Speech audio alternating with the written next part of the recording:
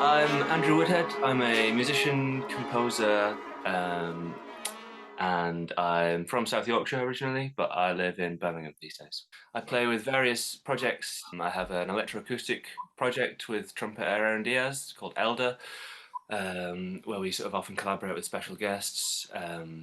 I play with Mark Sanders in his trio Collapse on Collapse, with Chris Mapp on electronics as well. I also perform on acoustic piano in various settings. I'm currently on a little run of dates and recording with Tom Riviere's family band. Yeah, so it'd be good to have a bit of chat about pendulums. So maybe you Mhm. could tell me, first of all, what kind of drew you to the bell ringing? Mhm.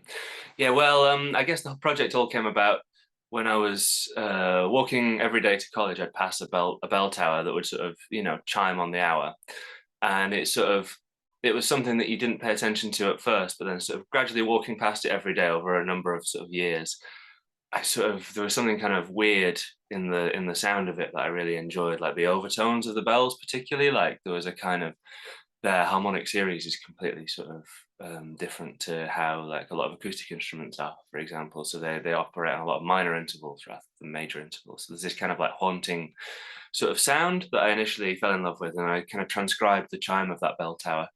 Um, and was kind of like playing around with the overtones of it and trying to like compose some stuff around that. And then by chance, we were looking around a church to do a sort of a festival gig for Ideas of Noise, which is one of my kind of outlets for things with my as a collaboration with sound artist Sarah Farmer, and we put a festival on in 2020, just before lockdown. So we were looking around, we were putting an organ concert on with Kit Downs, and also I can't remember. I can't remember. So there was a whole day of organ stuff. So we were looking around the church, and the Bellringers happened to be practicing at the time. Um, so I kind of started tuning into this, and then the light bulb went on. I was like, maybe we could do some work with the Bellringers. Would they be up for it? So then started a conversation with Richard, the tower captain there at St. Paul's in Birmingham, and the project kind of grew from there. Really, so we had an organ concert at Ideas of Noise, and then also a presentation of some new work by me that involved bell ringers kind of interacting with improvisers. So yeah, maybe you could tell me a bit about the sort of process of having the musicians and the electronics interacting with the bell ringing.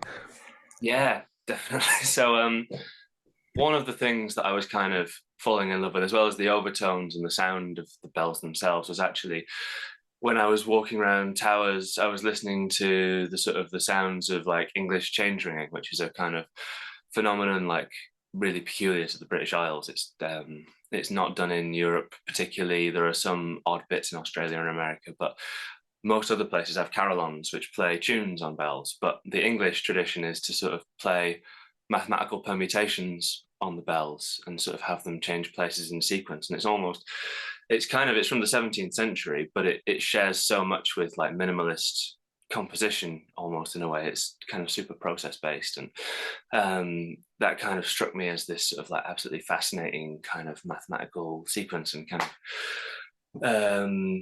so I was kind of listening to loads of these sequences, and I got books of the blue line diagrams, which ringers use to sort of plot out how they're gonna. They're called methods. So each bell will do a particular course through this sequence and back again. So I was looking at these blue line diagrams and like listening to loads of bells and kind of thinking about how you could reflect that in music somehow. So how could you sort of merge it or sort of juxtapose it with improvising processes? It's a lot of what they do is actually quite fixed, the bells, but then how can you get them to how can you reflect that, I guess.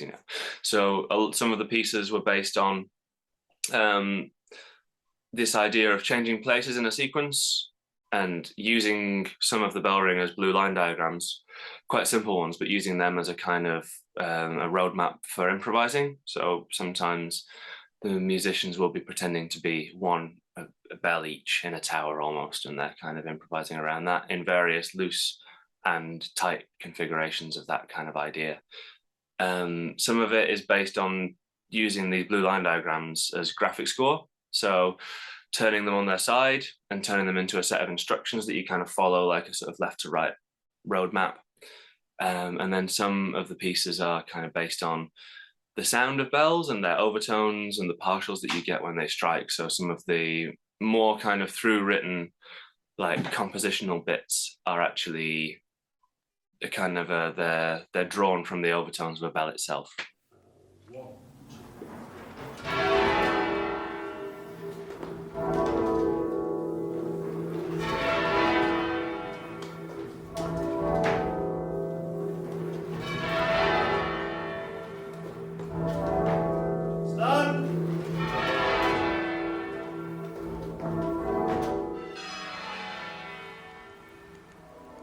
So that was kind of the inspiration for a lot of the bits that the horn players do on the album. A lot of my research for the project was kind of going around and recording bell towers, transcribing bits of what they were doing, but also kind of along the way, because of where they are in outdoor public spaces, you know, you get a lot of incidental noise around these kind of like field recordings I was making. So, you know, the ambulance went by in the middle of one recording. It's like, oh, no, it's kind of, it's chopped it right in half there. But also then the thought began to creep in of like, actually the ambulance is a kind of bell on its own, you know, and like the ice cream van went past one day and stuff like that. So it's like, actually there are kind of, you know, there's a wider context to like bells and how they're used and what they mean to kind of people in different cultures and stuff. So I started kind of thinking on that and thinking on how you might just like make it a bit wider.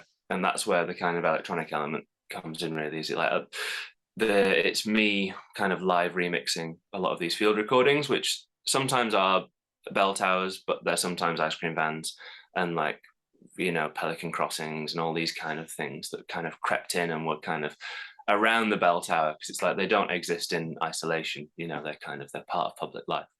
So that kind of fascinated me and what made me want to kind of like use it to just sort of knit some of the sections together as well, so that it kind of, because they are, you know, everybody's physically quite far apart in space in this church, you know.